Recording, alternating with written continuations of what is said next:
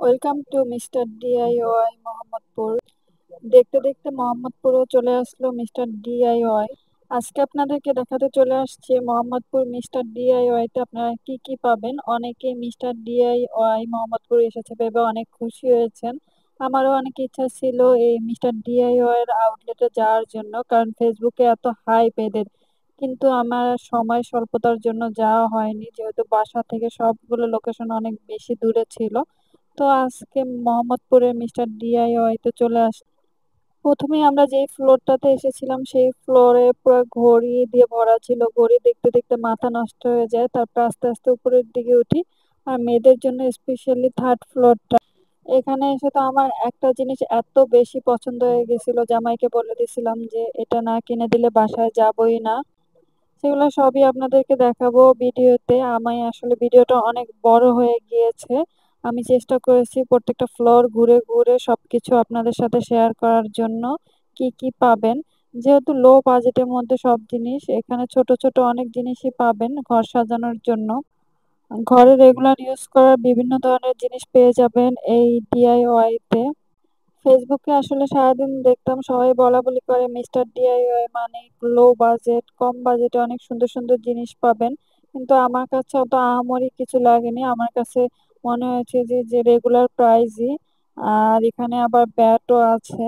কিন্তু বিভিন্ন ধরনের জিনিস থাকলেও বেশিরভাগই ময়লার বালতি আর ব্রাশ টাশ দিয়ে ভরা ছিল, যেহেতু ঘর সাজানো অ্যাক্সেসরিজ।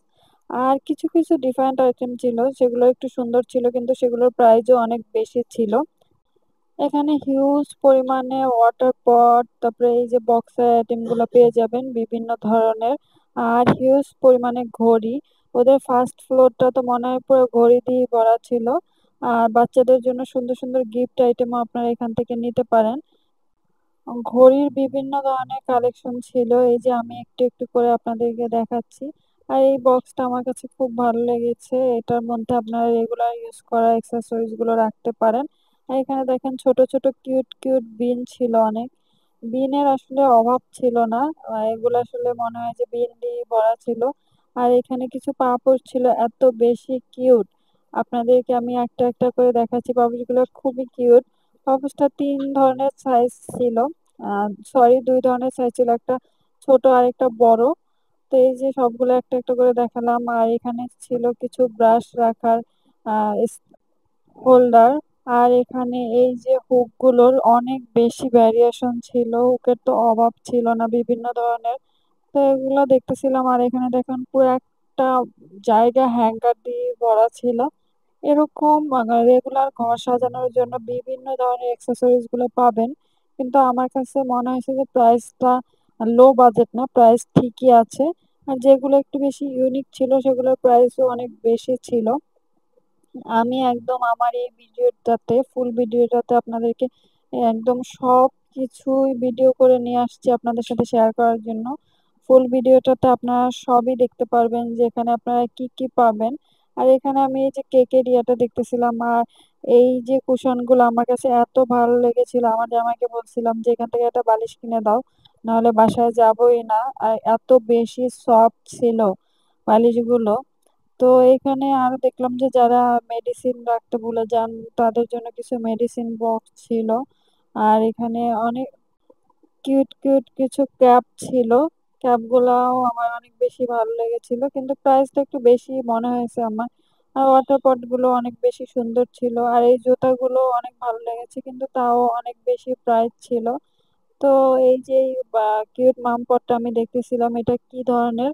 আসলে এগুলো বাচ্চাদের জন্য পানি খাওয়া একটু টাফ হয়ে যায় এইভাবে, কারণ এইভাবে পানি খাওয়া যায় না। আর এই যে কিউট স্ট্রবেরি ইয়াটা, এটাও সুন্দর ছিল। এটা প্রাইস ছিল মেবি 100 150 এরকম হবে, আমার ঠিক মনে নেই। আর বাচ্চাদের খেলনাও ছিল হিউজ পরিমাণের। এখানে এই ডিমটা ছিল।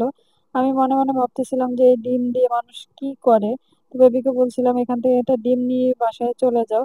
কিন্তু না, সে তো খেলনা কিনবেই কিনবে। আমি আসলে খুঁজে পাচ্ছিলাম না যে এখান থেকে কি নেওয়া যায়।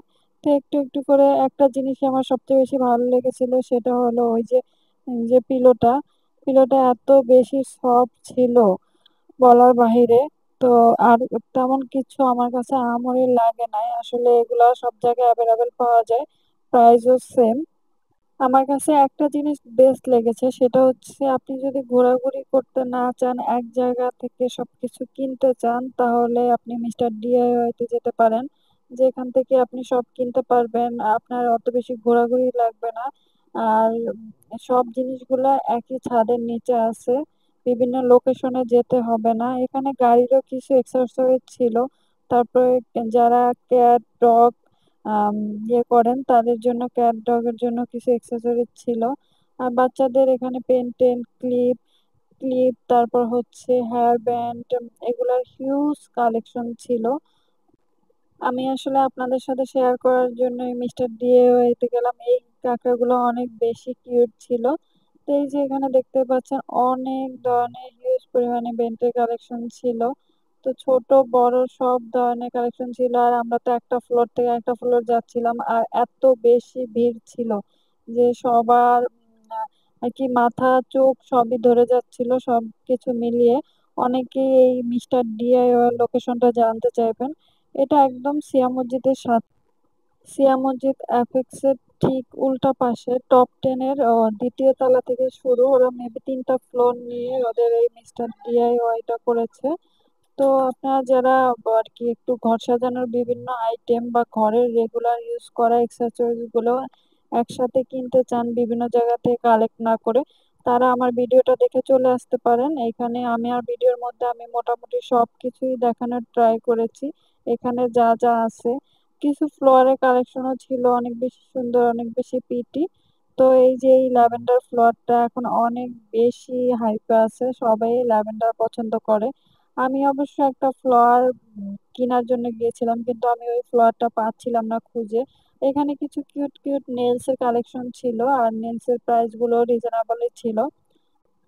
আমার আজকে ভিডিওটা কে কোথা থেকে দেখছেন অবশ্যই কমেন্ট করে জানাবেন, আর ভিডিওটা সবার সাথে শেয়ার করে দিবেন যারা মিস্টার ডিআইওয়াই তে আসতে চায়। তো আজকের মতো এখানেই বিদায় নিচ্ছি। সবাই ভালো থাকবেন, সুস্থ থাকবেন। আর এই যে কিউট কিউট অক্ষরগুলো দেখতে পাচ্ছেন, এগুলা দিয়ে কিন্তু আপনারা অনেক সুন্দর ব্রেসলেট বানাতে পারবেন। এগুলো দিয়ে নিজের নাম দিয়ে অনেক সুন্দর সুন্দর ব্রেসলেট বানাতে পারবেন। আর এই যে ফ্লোয়ারের কালেকশন গুলো বেশ সুন্দর ছিল। আর ফ্লোয়ারটা আমার কাছে একটু রিজনেবল প্রাইসে মনে হয়েছে, অনেক ভালো লেগেছিল। আমি আরেকদিন যাবো একটু ফ্লোয়ার কেনার জন্য। তো আজকের মতো এখানেই বিদায় নিচ্ছি। সবাই ভালো থাকবেন, সুস্থ থাকবেন। আল্লাহ হাফেজ।